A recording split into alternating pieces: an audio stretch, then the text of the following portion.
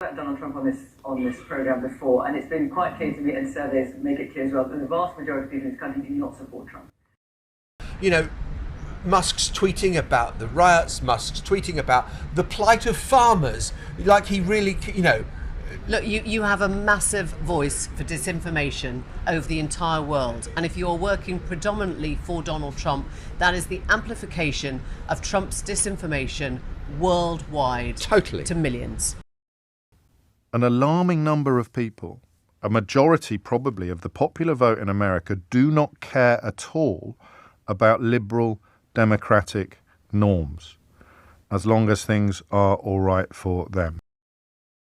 But Brendan, I think we have to start today with what has been the most epic MSM meltdown in history. These folk never learn.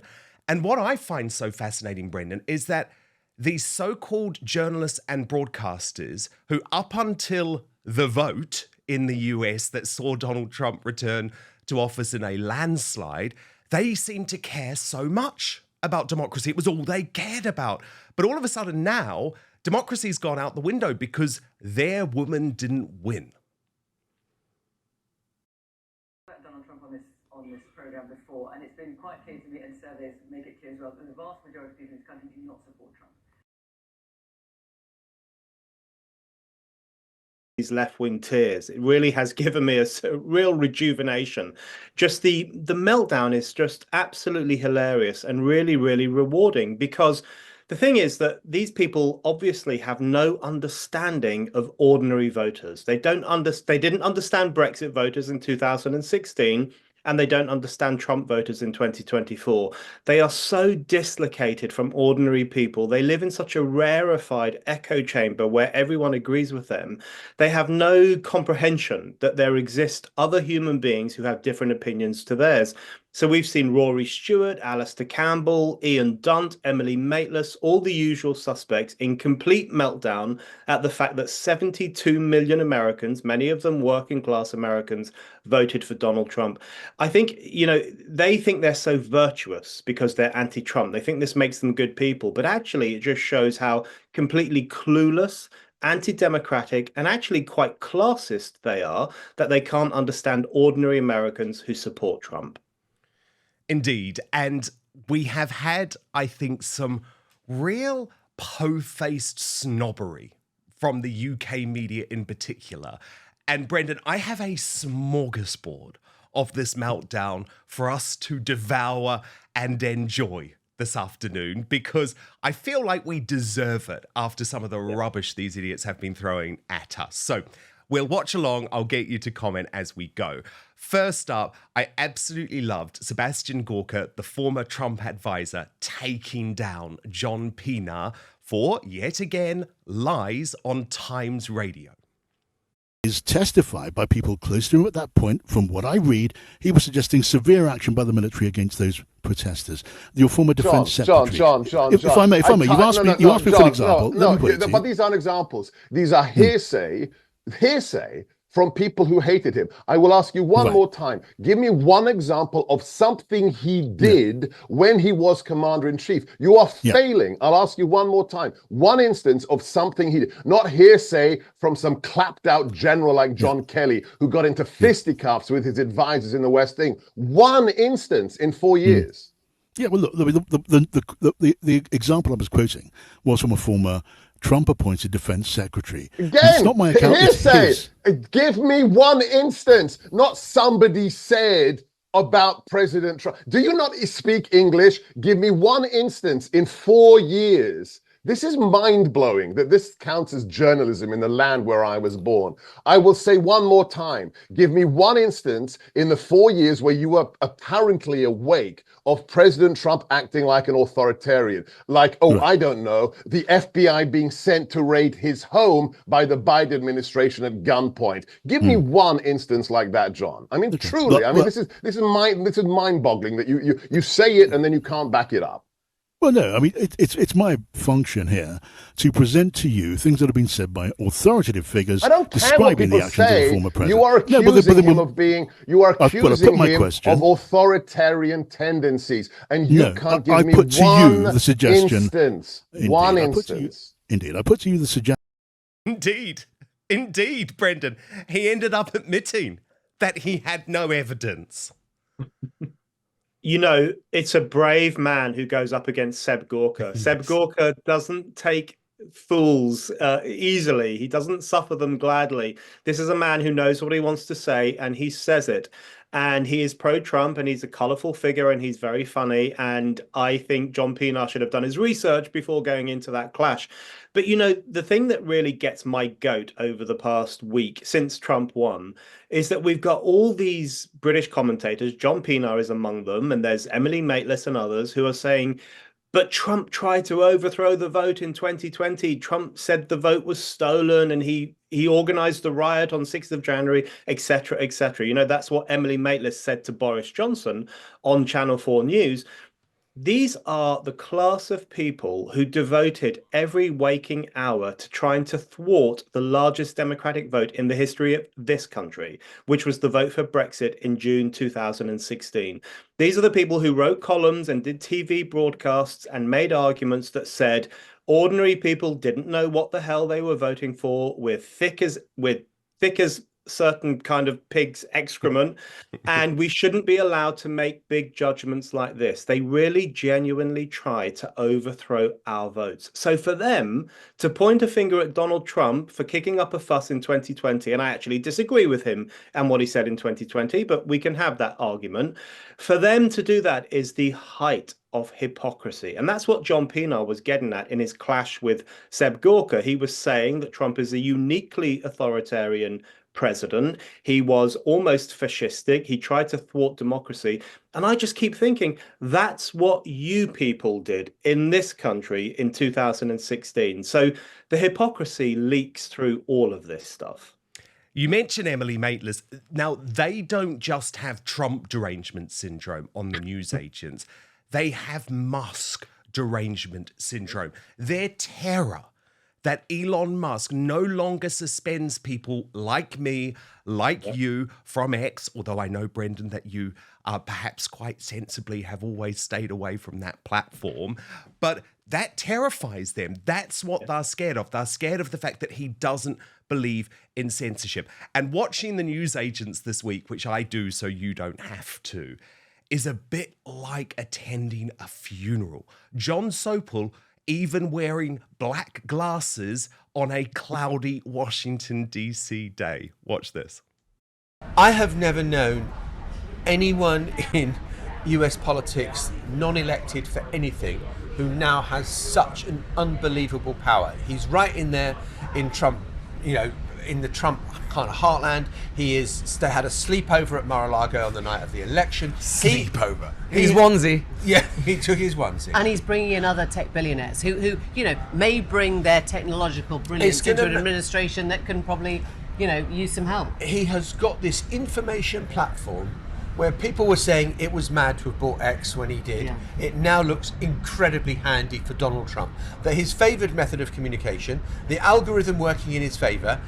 Musk has unbelievable power, not just clout in America, but global power. And I think that feeds into what you were saying, Lewis, about why Downing Street should be very, very concerned, particularly given, you know, Musk's tweeting about the riots, Musk's tweeting about the plight of farmers, like he really, you know.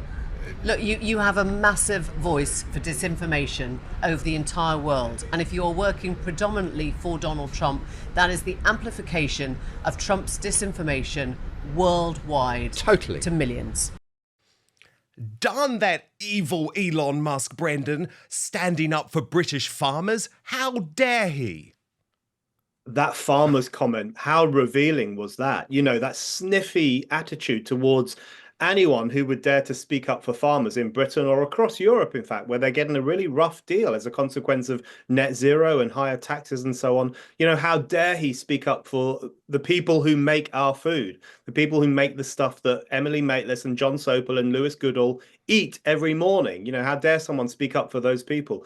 The fact that Lewis Goodall and John Sopel were both wearing black glasses there. You know why? Because they were probably crying. They were probably blubbing into their macchiatos as soon as they knew that Trump was going to win.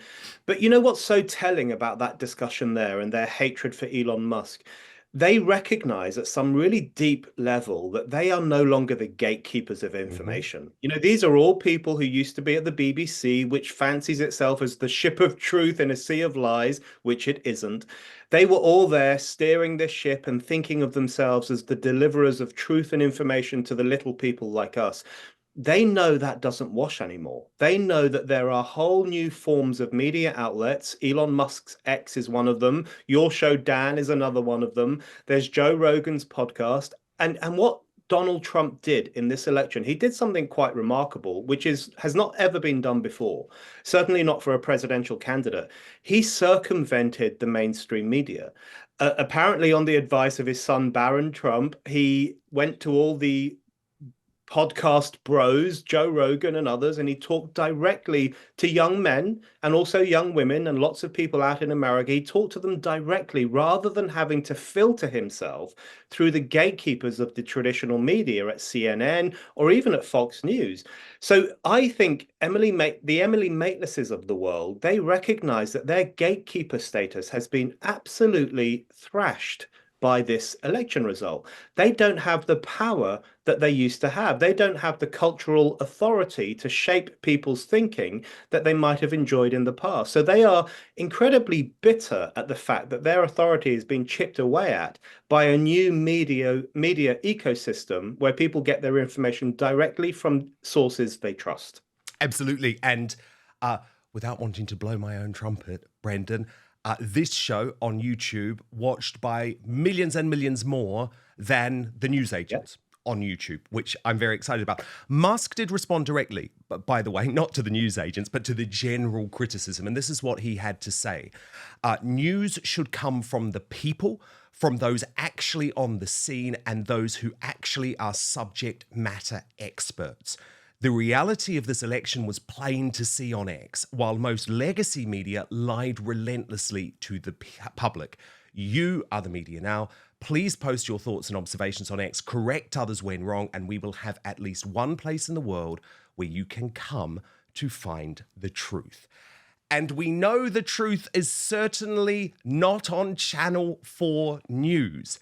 But Matt Fry, who is again one of those old school legacy media journalists mourning Trump's victory, was completely owned by a pro-Trump guest. This is one of the most beautiful 1 minute and 22-second takedowns you will see all year.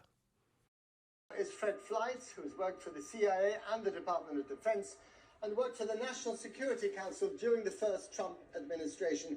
He's now at the America First Policy Institute. Fred, it's good to have you on the program. Let's go through a number of key issues. Let's start with NATO. Is he going to pull America out of NATO? No, I want to start with Fred Trump. I saw your interview with Fred Trump. I thought that was one of the most tawdry and irresponsible pieces of journalism I have ever seen.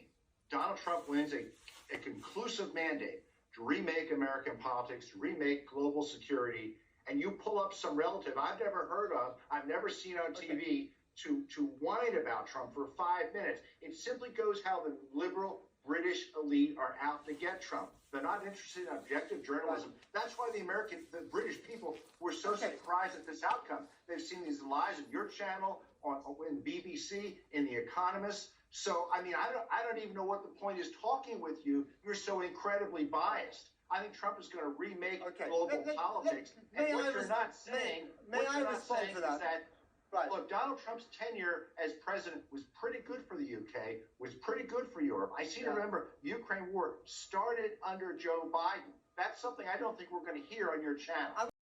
And he's completely right, isn't he, Brendan? I mean, what is the relevance in interviewing bitter and twisted, distant relatives who have trotted out their anti-Trump narrative now for 8 years. It's irrelevant.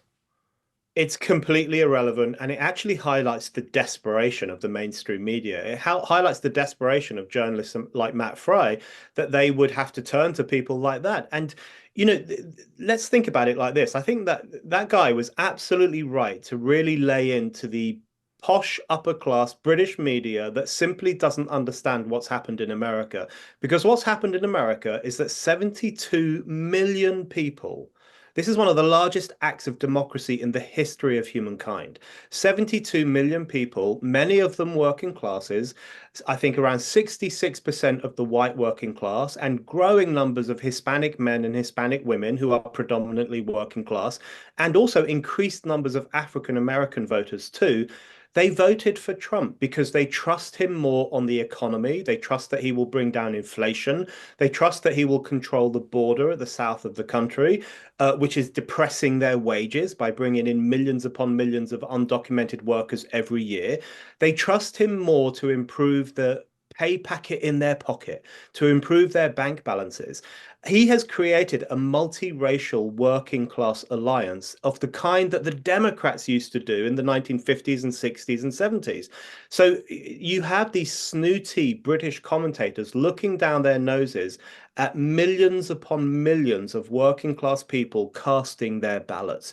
This is old-fashioned neo-colonial British snobbery towards America. You know, you get the impression that Matt Fry and Emily Maitlis and Rory Stewart, they would rather that we were still in control of America, that we were still the rulers of America, so we could tell them what's what and tell them what they ought to be thinking. The truth is that American voters can think for themselves, and they decided in their tens of millions that Trump was a better bet than Kamala Harris. Well, James O'Brien, for me, is always the worst example of that snobbery. We saw it over Brexit, and he has total disdain, Brendan, for the American voters for daring to consider issues like their pocketbook, like not being able to spend money on groceries. But given the book that you've written After the Pogrom, I wanted to show you the screen grab where James O'Brien described Trump as America's, and he has Hitler. Total disdain. That's dangerous, America. But first, we've been told our whole lives that wrinkle creams were the easiest way to look younger. Now, one doctor says that's nothing but old news. According to Dr. John Lake, the world-renowned Beverly Hills beauty expert, most wrinkle fixes on the market are nothing but glorified moisturizers. They hardly make a dent on your appearance, and some can even be harmful to your skin, he said. Recently, Dr. Lake has focused his attention away from mainstream cosmetic practices. Why? So he can pursue a revolutionary anti-aging breakthrough, one that some experts say could empty the wallets of the cosmetic industry. It's almost like Photoshop for your face. You may even be mad after seeing how easy it is to visibly erase your wrinkles from view, Lake told reporters. His personal clients have dubbed his new do-it-yourself technique the age rewinder method because it can take years or even decades off your appearance in under 2 minutes. In light of this amazing breakthrough, Dr. Lake has released a step-by-step video to the public, free and uninterrupted, where he outlines exactly how to use this simple solution from home. If this helps even one person look younger or feel more confident, I'll be thrilled knowing I helped, Dr. Lake commented. The video has since gone viral. At first, it was shared by users on Facebook, but since then, it's racked up over 2.3 million views and counting. So far, the comments and feedback have been outstanding, with thousands of women reporting they look decades younger. One woman even commented, "Best results of anything I've used. I can't believe how well this works. I'll never stop using this. I don't understand how it works, but the results are great, so thank you." Now, you can find out more about this yourself right now. Go to bhmd1.com/outspoken or click on the link in the description box below. That's bhmd1.com/outspoken.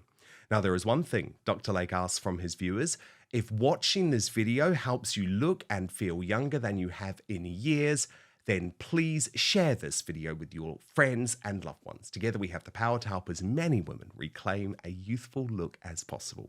So go watch the video at bhmd1.com/outspoken right now, or just click on the link in the description box below. It's outrageous. It is outrageous. The way in which words like fascist and Hitler get bandied around completely inappropriately. And, I know we're going to come on to talk about this, but if anyone has spent the past week calling Donald Trump a fascist, and they've said nothing about the fact that young Jewish men in Amsterdam have been forced to deny their Jewishness in order to avoid the beating of an anti-Semitic mob, then that is really sickening. That people are obsessed with this fascist who actually isn't a fascist, Donald Trump. He's a pretty normal politician that lots of working class people like, and they ignore the real fascism in our societies, which is this pro-Hamas sentiment, this growing hostility towards the world's only Jewish nation, these attacks on Jews that we've seen in Britain and Europe and America as well. When Kamala Harris came out and said towards the end of her campaign, because she switched very quickly from talking about joy to saying that Donald Trump is a fascist, she went back to Project Fear. The same thing happened with Brexit. You remember that they started with saying happy clappy, we're all in Europe together, and then they went to Project Fear. Kamala Harris did the exact same thing, but it just doesn't wash anymore. The leafy campuses of Harvard and Columbia and other universities in America have been overrun with genuine fascism over the past year. We've seen students referring to Israel as the pigs of the earth. We've seen students telling Jews to go back to Poland. We've seen students telling Jews that they are scum and they will be the next people to be targeted by Hamas. That's fascism. And I'll tell you who those students are more likely to vote for, even if they had to put a peg on their nose while they did it: Kamala Harris. Show me the Trump supporters in the Rust Belt who said anything as obnoxious as that. Show me the Trump backers in the media who said anything as obnoxious as that. So the fascism accusation, the Hitler accusation, just doesn't wash anymore. And it really is a relativization of those terms, a bandying about of those terms in a way that is completely inappropriate and actually quite dangerous. Yeah, I think it's completely dangerous. But speaking of obnoxious and looking down your nose at the little working class people, you cannot top James O'Brien. Watch this. I think you can argue with that conclusion. An alarming number of people, enough people to elect a president, don't care at all about liberal democratic norms. As long as, and then you can insert whatever sentence you want here to take you back to where this introduction began, as long as it brings down the price of petrol, as long as it improves my spending power in Walmart, as long as it makes me feel better about myself. An alarming number of people, a majority probably of the popular vote in America, do not care at all about liberal democratic norms, as long as things are all right for them. There you go. Dan, I'd heard about that clip, but I hadn't seen it. And now that I've seen it, I'm going to try my best not to swear. This is a man who went to private school in the UK, who comes from a very privileged background, who has had a very cushy life, who gets paid incredibly well at the stupid job that he currently does, looking down his nose at working class Americans who want to have a bit more money, who don't want to spend all their money on petrol for their cars, who don't want the prices in Walmart to go up. And look and notice that mention of Walmart. Yes. It's always a signifier of snobbery. They think Walmart... it would be the equivalent of saying over here you shop at Asda. Exactly. And in fact, anyone who's ever been to a Walmart will know that they are fantastic places. It's the greatest supermarket in the world. It's amazing. The choice of stuff in there is absolutely amazing. I was in one just a couple of weeks ago, in fact. But that snobbery, that drips with snobbery. All the signifiers are there. of the stupid redneck Walmart shopping Americans who don't know what's in their own best interests, who are just out to get a few more pennies in their pocket and don't care about people like James O'Brien and his apparently rarefied liberal democratic norms. You know, this is a repeat of the meltdown we saw after Brexit, because after Brexit, there was also an outburst of disgusting snobbery. You will remember that they looked upon the gammon of England as the scum of the earth. You know, these dumb northerners who didn't know what they were voting for, these ill-informed Welsh people who just went along with the crowd. They didn't know what they were casting their ballot for. There's always this almost violently snobbish reaction to any vote that goes against what the chattering classes want. And that's exactly what we're seeing in response to the vote for Brexit. But I think James O'Brien there captured that snobbery beautifully and probably doesn't even recognize that he did so because they live in such an echo chamber. But to look down your nose at the American people, good, decent, working class American people who want a bit more money in their bank balance, I think that is actually repulsive. It summed him up. The other beautiful thing that we've seen, though, over the past 48 hours, Brendan O'Neill, is the people have had to do a 180 because now Trump is in power and they have to work with him. No one more egregious than Looney Lammy, our foreign secretary. Just a reminder, this is what he actually thinks about Donald Trump. When he posted, yes, if Trump comes to the UK, I will be out protesting on the streets. He is a racist KKK and Nazi sympathiser. Not the new David Lammy, though, who turned up on the British Bashing Corporation to extol the virtues of the president-elect.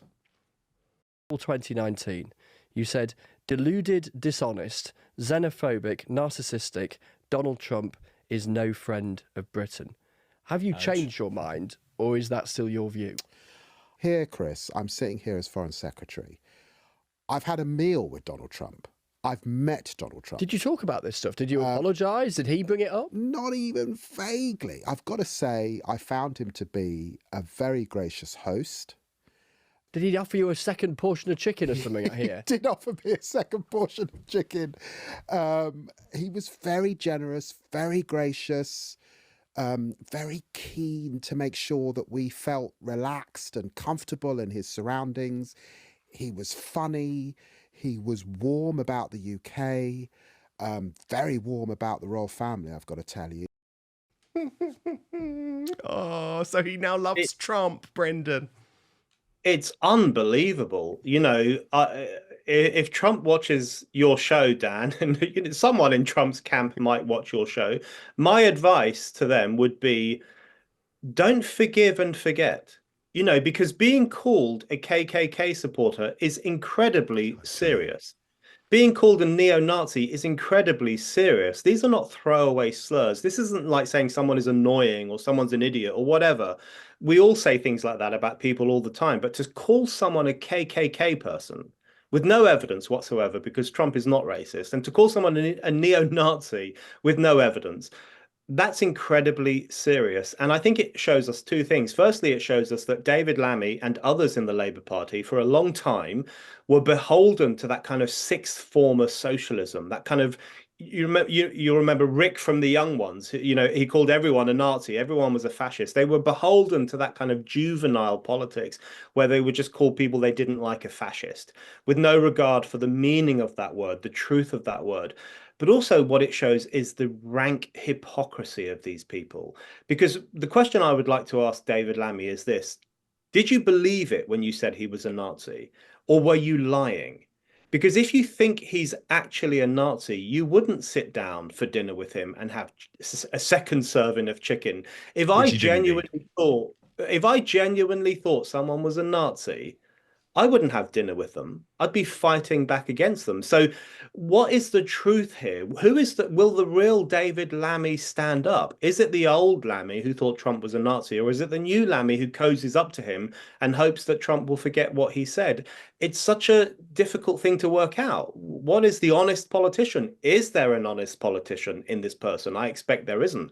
I think if I were Trump, if I was in that position, the first thing I would say upon meeting David Lammy is, do you have an apology for me? Do you have something to say about your lies where you called me a racist and a Nazi? And if he didn't, then I would refuse to engage with him. That's how serious I think it is when you call someone a Nazi when they're not a Nazi. 100%, because they are belittling the most serious, crisis of the past 100 years. Brendan, the meltdown, as you can imagine, in the US is just as extreme. I want to show you just a couple of my faves. I mean, honestly, we could have gone on all day, but I've picked out a couple of my fave Trump haters losing the plot. First up, Speaker Nancy Pelosi. How are you feeling today? I'm so inspired by the Vice President's speech. She has showed so much strength throughout all of this, including today. Of course, I'm very disappointed. And another 4 years of Donald Trump? I don't want to even talk about him today. All right, thank you. Thank you, Madam Speaker. And Kathy Griffin. You remember Kathy Griffin, who posed with Trump's beheaded head? This is what she had to say. I don't think that our beloved country, America, knows what it's in for with a fascistic society and dictator. I'm not being hyperbolic. I'm not being dramatic. I have said this on tapes before, but I am shocked and crushed at how many people I personally know did not vote or felt like there was no difference between the candidates or just were too self-involved to learn anything about it. And that makes me sad. Oh no, she's not being hyperbolic at all, Brendan. Not at all. Not at all. You know, this is a woman who posed, as you say, with an image of herself holding Trump's head by the way, when she did that, that was the era of ISIS, if you remember. That was the era in which ISIS were actually posing for real photos holding people's heads. It was absolutely grotesque and disgusting that she did that. I'm a free speech fanatic, so I don't think her life should be destroyed as a consequence of her doing that. But it was really, really repulsive. This is pure hyperbole, 100%. The idea that he's a fascist, or the idea we can't cope with Trump, what are we going to do? You know, the Democrats are so fantastically out of touch. And they don't realize that Bernie Sanders made this point. For once, Bernie Sanders made a good point. He said that the Democrats abandoned the working class, and now the working class has abandoned the Democrats. That's exactly what happened in this election. You know, for the past few years, the Democrats have looked down their noses at working class Americans. They've called them racist because they want to have control at the border. They've called them transphobic if they don't want some snotty 15-year-old boy on their daughter's sports teams. They've called them Islamophobic if they talk about the problem of fundamentalism in society. And they've not taken their economic concerns seriously. Instead, what the Democrats have said to working Americans is you should take the knee to BLM. You should wear a pronoun badge. You should follow all our new woke ideology and woke lingo. Forget about your pay packet. Forget about inflation. Talk about the real issues that affect the coastal elites, you know, whether you're a he, her, she, them, whatever. They've looked down their noses, they've ignored, they've demeaned, and they've defamed ordinary working Americans for the past 10 years or more. And lo and behold, ordinary working Americans have decided to take a punt on someone else. The vote for Donald Trump is the most logical thing that has happened in American politics in decades. It makes perfect sense to me. The fact that Nancy Pelosi and all these other people don't understand it is actually an indictment of their own out of touchness rather than saying anything about Trump himself. Indeed. Indeed. Thank you so much for watching Dan Wootton Outspoken. Please click on my face just to the bottom left to subscribe to this brand new independent news source and turn on the notification bell so you'll be alerted to our brand new live shows, uncancelled interviews, and special royal episodes. Outspoken is also now available as a podcast, so you can listen to the show every weekday on the go, wherever you are.